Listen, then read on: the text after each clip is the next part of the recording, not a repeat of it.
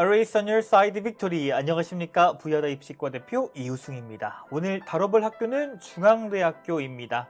3년치 입시 결과를 분석하면서 2027학년도엔 어떤 학생이 유리할지 그리고 어떤 전형을 지원해야 되는지 함께 분석해 보도록 하겠습니다.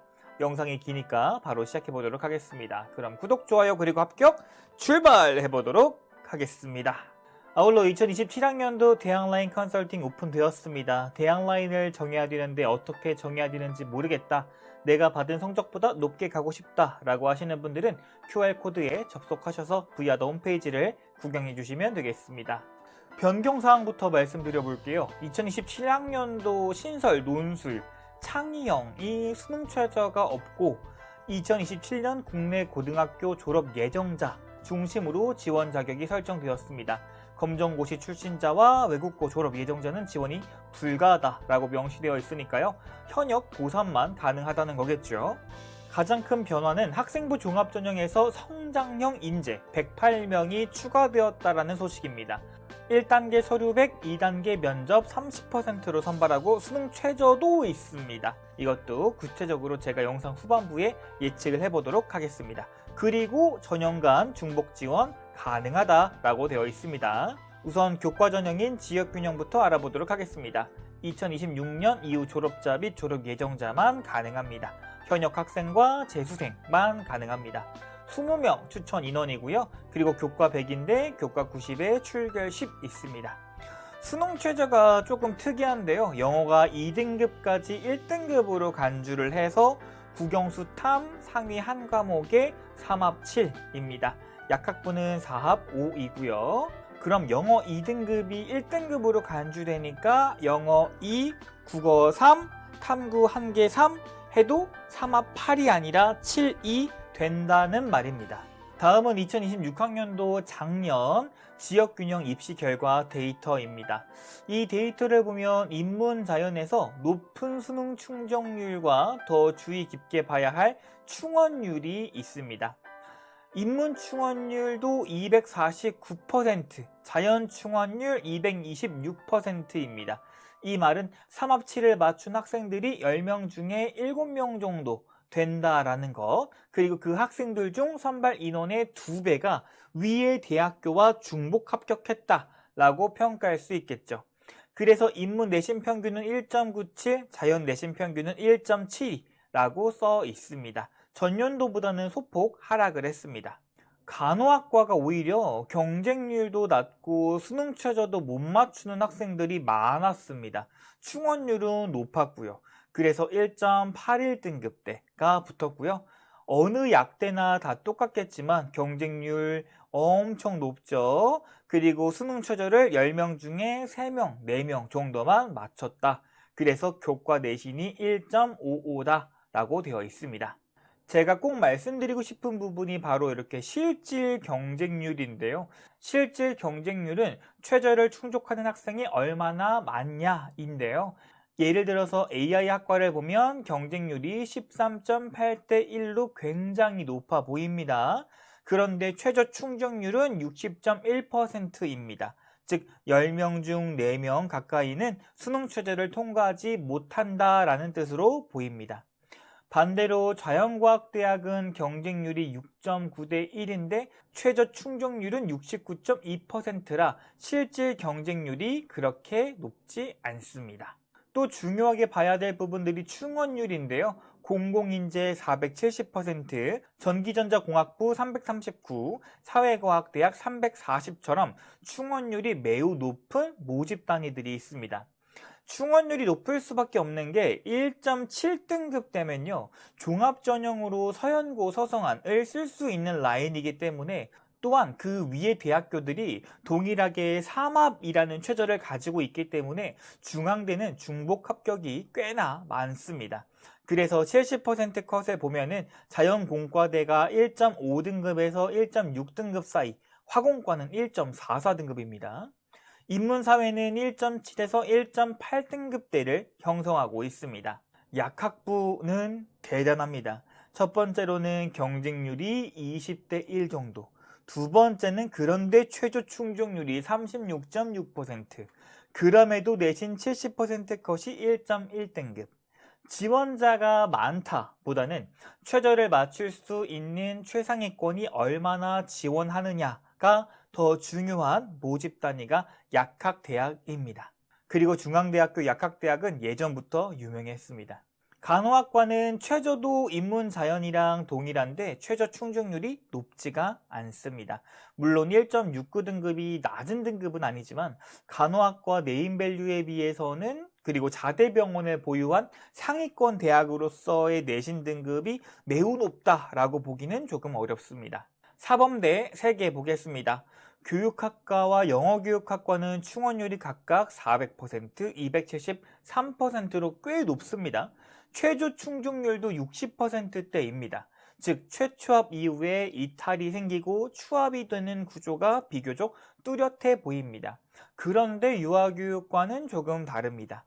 6명 선발하고 있고요. 매우 적고요. 충원율도 83%로 낮습니다. 이런 모집 단위는 지원자 수가 조금만 변해도 경쟁률이 크게 출렁이고 추합폭도 굉장히 제한적입니다. 그리고 충원율도 굉장히 낮죠.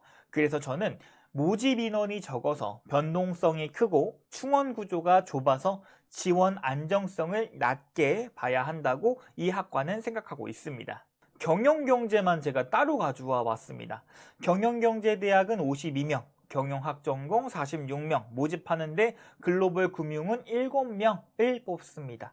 글로벌 금융은 경영경제대학이나 경영학보다 모집 인원이 훨씬 적기 때문에 경쟁률이 높게 보이는 착시가 있습니다. 그런데 더 중요한 건 최저 충족률이 51.4%로 낮다는 점입니다. 즉 지원은 많이 하지만 실제 수능 최저까지 통과한 학생 비율이 낮은 구조입니다.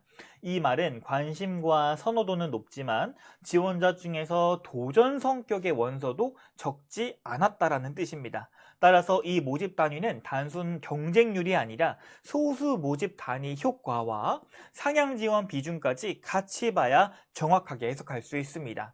근데 경쟁률을 높이는 결정적인 이유가 뭐냐면 또 전년도 입결이 이렇게 낮아서입니다. 3개 학과 중에 가장 낮죠? 근데 올해 어떻게 되었습니까? 가장 높죠. 적어도 교과는 입시 결과 분석할 때 이렇게 3년치 이상 자료를 바탕으로 분석을 하셔야 됩니다. 다음은 학생부 종합전형인데요. 융합형, 탐구형, 그리고 올해 신설된 성장형 같이 비교해 보겠습니다. 우선 전체 다 고등학교 졸업자 및 졸업 예정자 가능하고요. 최저는 신설된 성장형만 제시되어 있습니다. 영어는 2등급까지 1등급으로 치고요. 인문자연 기준 최저 3합 6입니다. 면접은 융합형 의학부에만 있고요. 탐구형은 3배수에서 5배수, 면접 30%, 그리고 성장형은 전체 다 면접이고 1단계 5배수, 그리고 면접 30입니다. 서류평가 같은 경우는 융합형은 학업 역량 50, 진로 역량 30, 공동체 역량 20이고요. 탐구형은 학업 역량 40, 진로 역량 50, 공동체 역량 10입니다. 근데 성장형은 아직 나오질 않았습니다. 그냥 학업 및 교내 다양한 활동을 통해 성장 가능성을 종합적으로 평가한다. 고만 명시되어 있습니다. 자세한 건 모집 요강이 나와봐야 알 수 있겠지만 제 예상으로는 학업 역량 45, 진로 역량은 35에서 40인데 조금 더 40, 공동체 역량은 15에서 20이라고 예상하지만 공동체 역량 15로 예상해 보겠습니다. 그래서 학업 역량 45, 진로 역량 40, 공동체 역량 15로 예측해 보겠습니다. 성장형은 세 학종 중 유일하게 수능 최저를 두고 있고요. 전형 방식도 1단계 서류 100에 2단계 면접 30 반영합니다. 수능 최저를 건 대학 입장에서 기본 학업 안정성을 별도로 확인하겠다는 뜻으로 읽히기 때문에 서류평가에서도 탐구형처럼 진로 역량 50 중심으로 가기보다는 학업 역량을 탐구형보다 높게 둘 개연성이 좀 있습니다.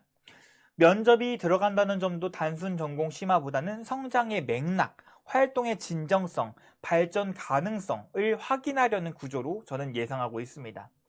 또 중앙대가 기존의 융합형에 대해서는 전 교과 학업 성취도가 고르게 우수하고 적극적으로 교내의 다양한 활동을 참여하여 균형적으로 성장한 학생이라고 평가를 하고 있고요. 탐구형에 대해서는 탐구 경험, 진로 역량이 두드러진 학생을 선발한다고 명확히 설명해 왔습니다. 그렇다면 성장형이라는 이름과 학업 및 교내 다양한 활동을 통한 성장 가능성이라는 취지를 붙였다라는 건 탐구형처럼 한 방향의 전공 심화형이라기보다는 학업 기반 위에서 학교 생활의 발전 곡선을 본다는 의미가 조금 더 가깝다라고 예상합니다. 그래서 저는 성장형의 축을 진로 50보다는 학업 플러스 성장서사 플러스 활동 확장 쪽으로 봅니다. 그래서 이렇게 예상해 봤고요. 오늘 영상 찍는 날짜가 4월 20일이니까요. 4월 20일자로 이렇게 예상해 보도록 하겠습니다. 자세한 거는 모집 요강 나오면은 제가 다시 한번 성장형만 따로 찍도록 하겠습니다.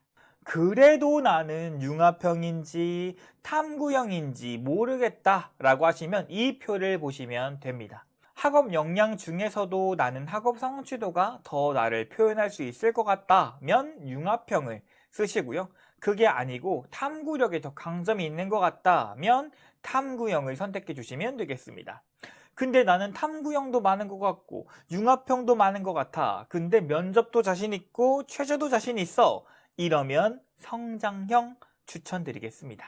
그리고 가장 중요한 것 중에 하나가 또 선택 과목입니다.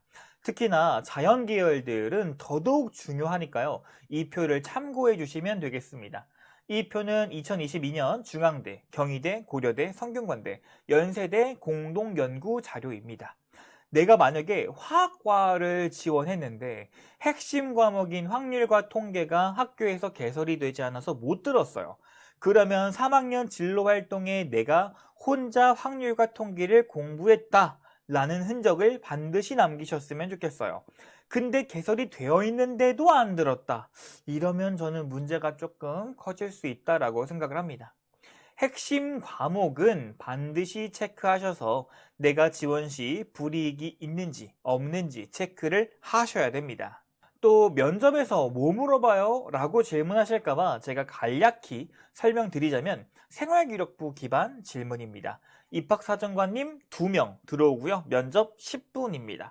그 중에서 탐구형에서는 학업 준비도를 가장 많이 물어보는데요.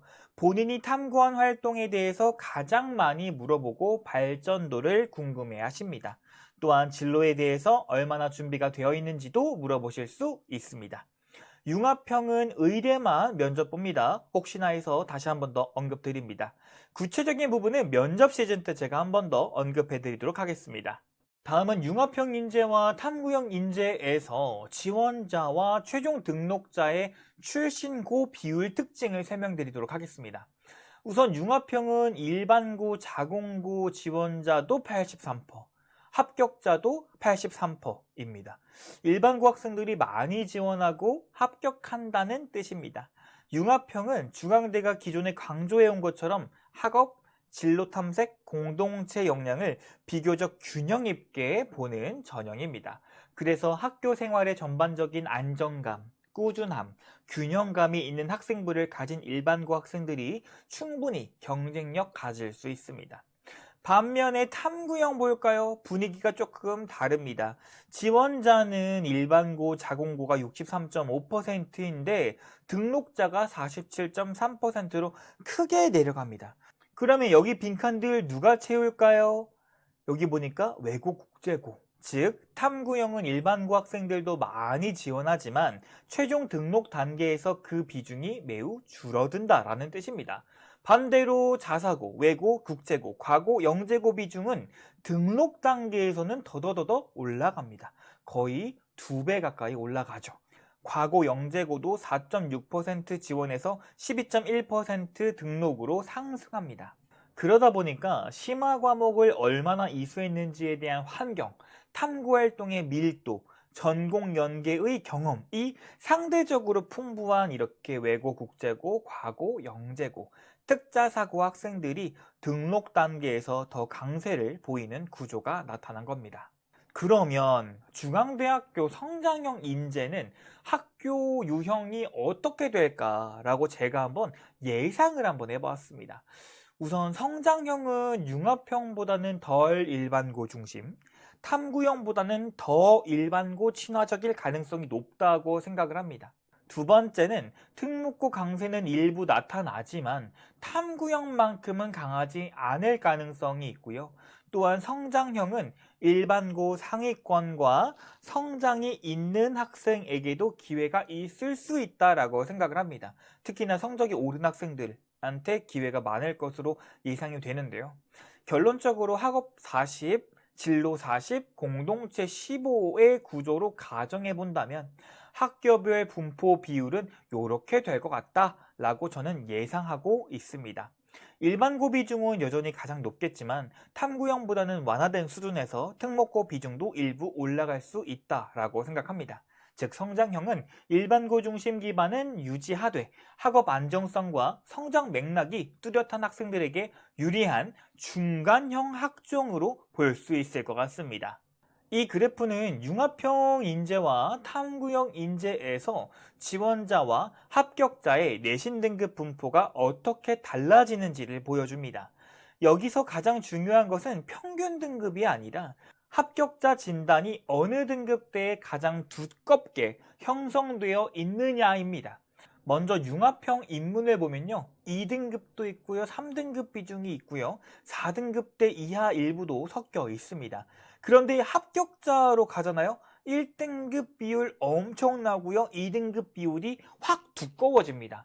이 말은 융합형 인문이 지원은 꽤 넓은 구간에서 들어오지만 실제로 합격은 1등급대, 2등급대 중심으로 압축된다라는 겁니다. 즉 학종이라고 해서 내신 역량이 약한 것이 아니라 기본 학업 안정성을 분명히 요구한다고 설명할 수 있겠습니다. 자연은 지원자와 합격자 1등급, 2등급 비율이 상당히 비슷합니다. 탐구형 인문 같은 경우는 지원자 분포 자체가 융합형보다는 더 넓게 퍼져 보이고 있고요. 합격자 분포는 2등급, 3등급, 4등급 비중이 매우 두껍습니다. 5등급 이하는 지원은 하지만 붙는 경우가 거의 없다고도 확인할 수 있겠습니다. 반면에 자연은 5등급 이하가 인문보다 훨씬 많습니다. 결론적으로 말씀드리면 융합형 인문은 1등급, 2등급 합격자 비율이 많다. 융합형 자연은 지원자와 합격자가 비슷하다. 탐구형 인문은 5등급 이하는 뽑히기 어렵다. 그러나 자연 5등급 이하는 합격도 많이 된다. 하지만 탐구형 전반적으로 2등급, 3등급, 4등급이 많이 붙는다 정도로 해석할 수 있겠습니다. 그럼 이제부터 융합형 종합 입시 결과를 보도록 하겠습니다. 다빈치 제외하고 분석해 보도록 하겠습니다. 서울캠 융합형 인문이 지원층은 넓지만 합격은 2점 초반대로 정리되는 전형이라는 걸 보여주고 있습니다. 지원자 평균이 2.67인데 합격자 평균이 2.08이라는 건 넓은 지원자 중에 실제로는 상위권 학교 생활 완성도를 가진 학생이 선발된다라는 뜻입니다. 즉 인문은 학종이라 지원폭은 넓지만 결국 내신이 아주 낮아도 서류로 뒤집는 구조라기보다는 기본 학업 역량 위에 균형 잡힌 학생부를 가진 학생이 붙는다라고 생각해 주시면 좋을 것 같습니다. 자연도 비슷한데요. 지원자 평균 2.34, 합격자 평균 2.01로 지원자 풀도 인문보단 작고 합격자 평균도 조금 더 높게 측정되었습니다. 자연 계열이 충원율이 인문보다는 높지만 전년도 대비 43% 줄어든 수치로 117% 정도 돌았습니다. 의학학은 의대와 약학을 묶어서 설명하기 어렵기 때문에 다음 장에서 구체적으로 알아보겠습니다. 자, 그럼 인문계부터 보도록 하겠습니다. 우리 부모님들 합격자 평균만 보는 거 아니시죠? 경쟁률, 충원율, 평균 같이 보셔야 됩니다. 먼저 경쟁률만 보면은 상위권 대학은 미디어 커뮤니케이션 26.3대 1, 심리학과 25대 1, 응용통계학 24.8대 1, 교육학과 23.1대 1입니다. 그리고 공공인지학부 21.6대 1입니다. 경쟁률이 높으니까 입시 결과도 높을까요? 미디어 커뮤니케이션은 인문계 탑이니까 1.79로 매우 높은 평균 가졌습니다. 공공인재 2.06, 교육학과 1.99, 심리학과 1.92로 그렇게 높다고 보기에는 어렵습니다. 반면에 경쟁률은 평범한데 합격선 높은 학과 꽤 있습니다. 국문과 경쟁률 8.7대 1인데 내신 1.8. 영어교육학과 경쟁률 9.4대 1인데 합격자 평균 1.7. 경제학부는 경쟁률 10.2인데 합격자 평균 1.82입니다. 근데 영문과는 2.53, 철학과는 2.99, 국제물류 3.08 등급은 이 평균만 보시면 안 되고요. 내 경쟁자가 일반고가 많은지, 특목고가 많은지, 3년치 입시 흐름은 어떤지까지 보셔야 합니다. 이 표까지 보면서 어떤 학과가 특목고가 많이 유입되는지, 3년치 입결로 봤을 때 융합형 인문은 어떤지 설명드리겠습니다. 2025학년도와 2024학년도 입시 결과입니다. 특목고 자사고 유입의 가능성이 상대적으로 높아 보이는 학과는 크게 국제물류, 철학, 영문, 도시기획, 사회복지라고 말씀드리고 싶습니다. 우선 국제물류학과입니다. 2025 합격자 평균이 3.22, 등록자 70% 컷이 4.19입니다. 2024학년도 합격자 평균 2.07, 등록자 70% 컷 2.25, 낮지는 않았고요. 2026도 앞슬라이드 기준 합격자 평균이 3.08입니다. 중앙대 서울캠 융합형에서 이 정도 내신대로 합격이 형성되었다는 건 꽤 이례적이라서 일반고 정량적인 우수자보다는 서류의 강점이 큰 특자사 친구들이 섞여 있을 가능성을 높게 보셔야 됩니다. 철학과도 비슷합니다. 2025 합격자 평균 2.73, 그리고 70%컷 3.19, 2024 합격자 평균 3.55, 70%컷 4.65, 2026년도 합격자 평균 2.99입니다.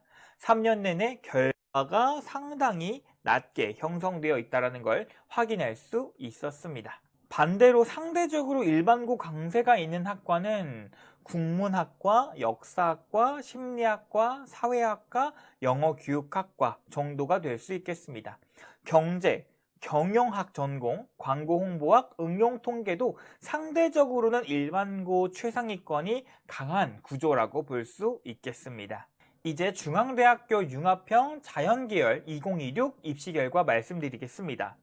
이 표를 보실 때 가장 먼저 말씀드리고 싶은 부분은 자연계열 융합형은 같은 전형 안에서도 학과별로 강도가 상당히 다르다는 점입니다. 그래서 단순하게 경쟁률만 보시면 안 되고요. 경쟁률과 합격자 평균 그리고 충원율 함께 보셔야 실제 난이도가 보여집니다. 먼저 가장 눈에 띄는 모집단이 융합공학부입니다. 경쟁률이 61.8대 1로 가장 높습니다. 모집 단위도 6명이라 소수 모집 단위 효과도 분명히 있겠지만 그걸 감안해서 지원이 굉장히 강하게 몰렸다고 볼 수 있겠습니다. 근데 합격자 평균은 또 1.89 등급입니다. 즉 경쟁률은 매우 높지만 그것에 반해서 합격자 평균은 그렇게 높지는 않다라고 해석은 할 수 있을 것 같아요. 그 다음은 에너지 시스템 공학부입니다. 경쟁률 42대 1로 매우 높습니다. 근데 합격자 평균이 2.79입니다. 상당히 이 표 안에서는 낮은 축입니다. 이게 지원은 많이 몰렸지만 실제로 합격자 내신 때는 다른 상위 공학 계열보다는 낮게 형성되어 있었다. 즉 일반고 학생들이 아닌 학생들이 많이 들어왔다 라고 해석할 수 있겠습니다. 약학부 경쟁률 30대 1, 합격자 평균 1.5, 의학부는 경쟁률 39대 1, 합격자 평균 1.19입니다. 경쟁률도 높고 입시 결과도 매우 높습니다. 자대병원이 있는 인서울 상위권 대학은 역시 다릅니다. 이제 2025학년도와 2024학년도 결과도 같이 보면서 중앙대학교 융합형 자연계열의 흐름을 읽어보겠습니다. 이 장면에서도 단년도 숫자보다는 2년, 그리고 앞서 바라본 2026년도까지 연결해서 3년의 흐름을 보셔야지 의미가 있습니다. 우선 의학부부터 보도록 하겠습니다. 2024 경쟁률 42대 1, 2025 경쟁률 48대 1, 그리고 2026년도 39대 1입니다. 경쟁률은 늘 매우 높고 합격자 평균도 2024 1.36, 2025 1.26, 2026 1.19입니다. 즉 의학부는 3년 내내 중앙대 자연융합안에서도 최상위권 학생들만 들어오고 합격했습니다. 약학부도 비슷한 흐름입니다. 2024 경쟁률 33.3, 2025 경쟁률 48.7, 2026년도 30.2입니다. 경쟁률은 조금 흔들리지만 합격자 평균은 2024 1.86, 2025 1.66, 2026 1.51로 계속 올라가고 있습니다. 즉 지원 규모는 해마다 달라질 수 있어도 실제 합격선은 점점 더 상위권화되고 있다는 겁니다. 전기전자공학부는 2024 합격자 평균 1.81, 2025 1.87, 2026 1.86입니다. 거의 3년 동안 비슷하죠? 이건 3년 내내 매우 안정적으로 강한 학과라는 뜻입니다. 기계공학도 2024 2.01, 2025 1.73, 2026 1.83으로 강세를 유지하고 있습니다. 융합공학부가 진짜 특이합니다. 2024 경쟁률 61.8대 1, 2025는 46.7, 2026은 다시 61.8입니다. 경쟁률 자체가 매우 높은데 퐁당퐁당이에요. 합격자 평균은 2.16, 3.0, 1.89입니다. 이거는 모집 인원도 작고 학생부 종합 특성이 크게 작동하면서 지원자 구성에 따라 결과가 많이 바뀌는 대표적인 학과라고 볼 수 있습니다. 올해는 저는 좀 조심해야 될 거라고 생각합니다. 지금까지 중앙대학교 학생부 종합전형 융합형을 학과별로 그리고 3개년 흐름까지 나눠서 살펴봤는데요. 결론은 생각보다 분명합니다. 첫 번째, 중앙대학교 융합형은 학종이라고 해서 내신 부담이 없는 전형이 아닙니다. 결국 붙는 학생들 보면 1등급, 2등급 학생들이 중심이고요. 여기에 전공 관련성, 즉 학생부 방향성과 완성도가 더해져야 실제 합격으로 이어집니다. 즉 활동만 많다고 유리한 전형 아니고요. 내신만 높다고 끝나는 전형도 아닙니다. 기본 학업 역량 위에 전공성과 학교생활 완성도가 함께 있어야 하는 전형이라고 이해하시면 됩니다. 둘째, 같은 융합형 안에서도 학과별로 결이 다릅니다. 왼쪽에 있는 학과들은 내신이 좋은 일반고 학생들이 꾸준히 합격하는 구조로 보이는 학과들입니다. 즉 합격자 평균이 비교적 안정적이고요. 3년 흐름을 봐도 일반고 상위권 학생들이 설명력을 가지는 구간이라고 볼 수 있습니다. 반대로 오른쪽 학과들은 특목고나 자사고 비중이 상대적으로 섞여 있을 가능성이 높은 학과들입니다. 이런 학과들은 합격자 평균이나 등록자 70% 컷이 높게 형성되어 있어서 해마다 이런 결과 변동성이 너무 커서 단순히 일반고 내신 서열로만은 설명이 안 되는 경우입니다. 쉽게 말해서 특목고 들어올 수 있다. 그 중에서도 많이 들어올 수 있다. 이런 뜻입니다. 그리고 마지막으로는 중앙대학교 융합형은 경쟁률만 보시면 안 됩니다. 왜냐하면 경쟁률만 보면은 우리 무서워서 못 써요. 경쟁률은 모집 인원에 따라서 쉽게 흔들릴 수 있기 때문에 반드시 합격자 평균, 충원율, 그리고 3개년 흐름 같이 보셔야 됩니다. 어떤 학과는 경쟁률이 높아도 일반고 최상위권 학생이 강하게 붙는 학과가 있고요. 또 어떤 학과는 경쟁률보다 학생부 맥락과 학교 유형이 더 크게 작동하는 학과도 있습니다. 자, 그러면 이제 탐구형에 대해서 한번 알아보도록 하겠습니다. 융합형이 균형적인 학종이라면 탐구형은 이름 그대로 전공 탐구 깊이, 방향성 더 중요하게 작동하는 전형이라고 이해하시면 되겠습니다. 먼저 서울 인문입니다. 모집 인원 217명, 지원 인원 3,137명, 경쟁률은 14.5대 1입니다. 지원자 평균은 3.58, 합격자 평균은 이보다 높은 3.38입니다. 이 숫자만 보면 융합형보다 내신대가 넓게 열려있는 것처럼 보일 수 있습니다. 다만 합격자 평균이 3점대라고 해서 누구나 가능한 전형은 아닙니다. 이 전형은 단순히 내신이 낮아도 되는 전형이 아니고요. 내신보다는 탐구의 연결성, 학생부의 서사, 그리고 설득력이 더 중요해진 전형으로 해석하시면 됩니다. 다음은 서울 자연입니다. 여기서 탐구형 성격이 진짜 잘 드러나는데요. 모집 인원 200명, 지원 인원 4,774명, 경쟁률 23.9대 1. 인문보다 지원 규모도 크고 경쟁률도 훨씬 높습니다. 그런데 지원자 평균 3.27, 합격자 평균 더 내려가 있어요. 3.8. 8로 표기되어 있습니다.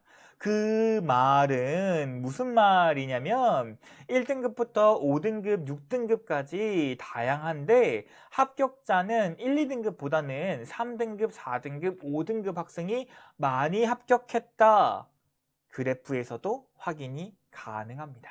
이제 중앙대학교 2026학년도 탐구형 인문계열 한번 보도록 하겠습니다. 전체적으로 2점 후반에서 3점대 중후반까지 지원자와 합격자가 형성되어 있습니다. 실제로 그래프를 보시면 합격자가 2등급, 3등급, 4등급대 학생들이 굉장히 많습니다. 5등급대 조금 보이고 있고요. 자, 먼저 미디어 커뮤니케이션 보도록 하겠습니다. 평균 등급 2.99입니다. 정치국제학과도 27.3대 1, 심리학과도 25.3대 1로 경쟁률 굉장히 강합니다. 즉 탐구형 인문에서도 인기학과는 지원이 많이 몰립니다. 특히 언어 계열 보잖아요. 영어 영문 3.21, 도덕문 3.72, 불문 3.7, 러시아 3.96, 일본어 3.59, 중문 3.48. 그리고 지원자 평균 보시면 외고, 국제고 향기가 많이 나죠. 충원율도 같이 보셔야 됩니다. 정치국제학과 133, 미커 120, 경영학부 108처럼 충원율 높은 학과는 최취업 이후에도 이동이 일어나는 구조입니다. 반면에 산업보안학과 인문은 충원율 10, 관공부학과 14.3, 일어일문 20, 국제물류 37처럼 낮은 편인 학과들도 있습니다. 이런 학과는 최취업 선발 밀도가 비교적 높고요. 추하폭을 좁게 보는 것이 맞습니다. 탐구형 인문이 2, 3, 4등급의 전공 탐구 설득력이 중요했다면 이 표는 2024, 2025도 과연 이 흐름이 3년 동안 유지되어 있는가를 확인하셔야 됩니다. 먼저 전체적으로 탐구형 인문 3년 내내 합격자 평균이 대체적으로 2점대 후반에서 3점대 중후반 형성되고 있습니다. 학과별로 보면 먼저 국어국문학부는 2024 합격자 평균이 3.18, 2025 3.15, 2026 3.21로 거의 비슷합니다. 이거는 탐구형 인문 안에서도 상당히 안정적인 학과입니다. 즉 국어국문학과는 내신이 아주 낮게 눌리는 구조라기보다는 꾸준하게 3점 초반 내외에서 전공 관련 탐구를 갖춘 학생의 흐름이 보이고 있습니다. 반면에 미디어 커뮤니케이션 학부는 변동성이 정말 큽니다. 2024 합격자 평균 2.14, 2025 합격자 평균 3.43, 2026은 앞 슬라이드 기준 2.99, 경쟁률도 2024는 35대 1, 2025 21대 1, 2026 37대 1로 엄청 출렁이죠. 즉 미디어는 탐구형 인문에서 대표적인 인기학과지만 해마다 지원 강도와 합격선이 크게 달라질 수 있는 위험학과라고 해석을 하셔야 됩니다. 중앙대학교 탐구형 인문은 3년 내내 융합형보다는 내신대가 넓게 형성되어 있고요. 다만 그 안에서도 국문, 영문처럼 비교적 안정적인 학과가 있는 반면에 심리, 미디어 커뮤니케이션처럼 인기와 변동성이 함께 큰 학과도 있고요. 국제물류나 산업보안처럼 학생부 맥락적 성격이 강한 학과도 있습니다. 이제 중앙대학교 탐구형 보도록 하겠습니다. 생명과학과 경쟁률 57대 1, 어마어마하죠. 근데 합격자 평균 4.09, 일반고 친구들만의 성적일까요? 저는 아니라고 생각합니다. 생명과학뿐만이 아닙니다. 건설환경 4.83, 화학공 4.99, 기계공 4, 에너지 4.72 등 합격자 평균이 4등급, 5등급이 굉장히 많습니다. 오른쪽 자연계열 그래프 보면요. 3등급, 4등급, 5등급 비중이 50%가 넘어갑니다. 융합형처럼 상위권 내신 중심 압축형이 아니고요. 2등급부터 5등급 때까지 누가 더 전공에 관련된 탐구 활동을 많이 했느냐로 설득력 있게 보여줬는지를 보는 전형이라고 이해하시면 됩니다. 특히나 자연계열은 4등급, 5등급 대학생들 정말 많습니다. 이 말은 지원자, 합격자, 범위가 모두 다 일반고가 아닌 학교에서 일어나는 경우가 많다라고 생각해 볼 수 있겠습니다. 의학학은 따로 봐야 됩니다. 약학부는 합격자 평균 2.21, 의학부는 1.6입니다. 여기서는 탐구형이라고 해도 예외가 아닙니다. 결국 최상위권 내신이 기본이고요. 그 위에 과학탐구의 깊이까지 갖춰 있는 일반고가 아닐 수 있다라고 보시면 좋겠습니다. 2025학년도랑 2024학년도의 결과도 같이 보면서 이 해석이 2026학년도 한 해만의 현상인 건지 아니면 3년 동안 이어진 흐름인지를 보셔야 됩니다. 학과별로 보면은 먼저 물리학과, 그 다음 화학과, 생명과학과, 수학과, 즉 기초과학 계열은 전반적으로 3점대 구조가 유지되고 있는 흐름이고요. 일반적인 내신 서열보다는 교과 선택, 과학, 수학, 탐구, 연구형 학생부 맥락이 더 중요한 흐름으로 보이고 있습니다. 생명과학과는 탐구형 자연의 대표적인 인기학과입니다. 2024 경쟁률 58, 2025 경쟁률 41.9, 그리고 앞에 2026학년도 57대 1이었죠. 지원율이 3년 내내 매우 강하게 몰리고 있습니다. 그런데 합격자 평균은 3.28, 3.92, 그리고 작년 4.09로 상당히 낮게 형성됩니다. 공학 계열도 비슷한 흐름입니다. 정리하자면 앞에서 본 2026년도의 결과가 특이한 한 해의 결과가 아니라 2025, 2024도 비슷하다라고 이해해 주시면 좋겠습니다. 중앙대학교 탐구형 결론은 분명합니다. 이 전형은 융합형처럼 학업과 활동의 균형을 보는 전형이라기보다는 전공 관련 탐구의 깊이, 학생부의 방향성, 더 중요하게 작동되는 전형입니다. 실제 결과를 보면 인문은 대체로 2점대 후반에서 3점대 중후반, 자연대는 2점대 후반에서 4등급, 5등급 대까지 형성되는데 이게 내신이 안 중요해가 아니라 내신 적혀있는 숫자보다 학생부의 맥락이 더 중요해라는 뜻입니다. 또 탐구형은 학과별로도 변동성 엄청 큽니다. 그래서 경쟁률만 보면 안 되고요. 반드시 합격자의 평균과 중원, 그리고 3년의 흐름 같이 보셔야 됩니다. 그리고 활동이 많은 학생부보다 탐구의 연결성이 살아있는 학생부가 더 유리하다라고 말씀드리고 싶고요. 상대적으로 제가 봤을 때 올해 전년도와 3년치 입결을 보고 안정적으로 지원할 수 있는 학과는 이 정도. 그리고 생기부의 우수성과 학교 수준이 더 크게 작용하는 학과, 즉 학교 수준, 특목고, 과고가 더 많은 학과가 이 정도다라고 보시면 좋을 것 같습니다. 아니 그래서 중앙대학교 학생부 종합전형이 3가지가 있는데 우리 학생한테 맞는 게 뭐냐 라고 물어보시면 먼저 융합형은 전반적으로 고르게 잘한 학생이 맞습니다. 내신도 안정적이고 교과, 세특, 활동, 진로가 전체적으로 균형 잡혀 있는 학생이라면 융합형에 가장 잘 맞습니다. 특히나 1학년보다는 2학년, 3학년 성적과 활동의 흐름이 살아난 친구들, 그리고 면접에서 본인의 변화와 성장 과정을 설명할 수 있는 학생이라면 저는 성장형 적극적으로 추천해 줄 수 있을 것 같아요. 탐구형은 특정 전공 분야를 깊게 파고든 학생이 맞습니다. 세특, 탐구 보고서, 교과 선택, 독서가 한 방향으로 이어지고 있는 전공적 합성이 뚜렷한 학생이 탐구형에 가장 강합니다. 주관적인 제 생각은 내가 일반고인데 최저는 못해. 근데 내신은 2.1등급 정도야. 라고 한다면 1, 2지망으로 융합형 쓰라고 말씀드리고 싶고요. 내가 내신은 2.1에서 2.3 사이인데 최저도 되고 면접도 돼. 그리고 학교 수준도 일반고라기보다는 조금 갑반고에 가까워. 이러면은 저는 성장형 쓰겠습니다. 물론 모집 요강 나오고 나서 확실시 되면은 제가 이 성장형은 한 번 더 언급해 드리도록 하겠습니다. 그리고 내가 특자사다. 그리고 내가 5등급 안쪽이다. 위다. 그러면 저는 탐구형 생각해 보도록 하겠습니다. 정리하자면 두루두루두루 잘했다 라고 한다면 융합형, 점점 좋아진다, 성장형, 한 분야를 깊게 팠다, 탐구형, 이렇게 말씀드릴 수 있겠습니다. 결국 우리 학생이 어떤 생기부를 가지고 있는지에 따라 전형을 고르는 것이 가장 중요합니다. 결국 중앙대학교는 단순하게 성적만 보는 게 아니라요. 내가 어떤 결의 생기부를 가지고 있는지, 그리고 그 결에 맞춰서 전형을 선택하라 라고 말씀드리고 싶습니다. 영상을 봐도 무슨 말인지 모르겠다 라고 하시는 분은 여기 QR코드 있으니까요. 한번 신청해 주시면 좋을 것 같습니다. 지금까지 부야대 입시과 대표 이우승이었습니다. 시청해 주신 모든 여러분, 우리 중앙대에 가보도록 하죠.